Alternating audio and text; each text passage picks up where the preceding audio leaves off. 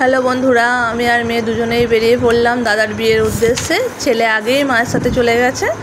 তো আসলাম, আসার পরেই দেখছি গায়ে হলুদ চালু হয়ে গেছে। বড়দি গায়ে হলুদ দিচ্ছে। এখানে আমার সব দিদিরা আছে, বৌদি আছে, কাকিমা জেঠিমারা সবাই আছে। তো তারপরে বিয়ের যে তত্ত্ব সাজানো হয়েছে এগুলো নিয়ে বৌদির বাপের বাড়ি যাওয়া হবে।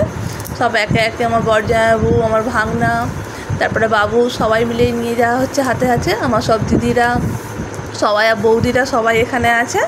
তো সবাই তত্ত্ব নিয়ে আমরা সব দাঁড়িয়ে আছি। এখন গাড়িতে তুলে দেবো। গাড়িতে সব তুলে দেওয়া হয়ে গেছে। এবার আমাদের বাবু জামাইবাবুরা সব যাচ্ছে, বরজামাইবাবু আর সবাই যাচ্ছে তত্ত্ব দিতে। তারপরে তারাকে স্নান করতে নিয়ে চলে আসা হয়েছে পুকুর ঘাটে। বাড়ি থেকে সামনেই পুকুর ঘাট। তো স্নান করার পরে কিছু নিয়ম আছে। বৌদি যেহেতু ঘর ডুবিয়েছে, তো আঁচলে বেঁধে দিতে হবে কিছু। ওই জন্য গাছের ডাল ভেঙে আর ছোট দিয়ারে সবাই বেঁধে দিচ্ছে, কাকিমারে সবাই বেঁধে দিচ্ছে। তো ওটাকে নিয়ে বয়ে বয়ে যেতে হবে। সামনে কাকিমা দাঁড়িয়ে আছে। কাকিমাকে ডাকছিলাম, কাকিমা ভাবছে মানে আমি সেলফি তুলবো।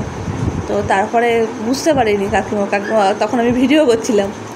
তারপরে এই তো সব যাওয়া হচ্ছে হেঁটে হেঁটে। বাড়ির সামনেই যেহেতু পুকুর, খুব দূরত্ব না, কাছেই, খুব সুবিধা। তো বিয়েবাড়ি মানে প্রচুর আনন্দ করতে কে না ভালোবাসে বলো বন্ধুরা? আমি তো খুব ভালোবাসি।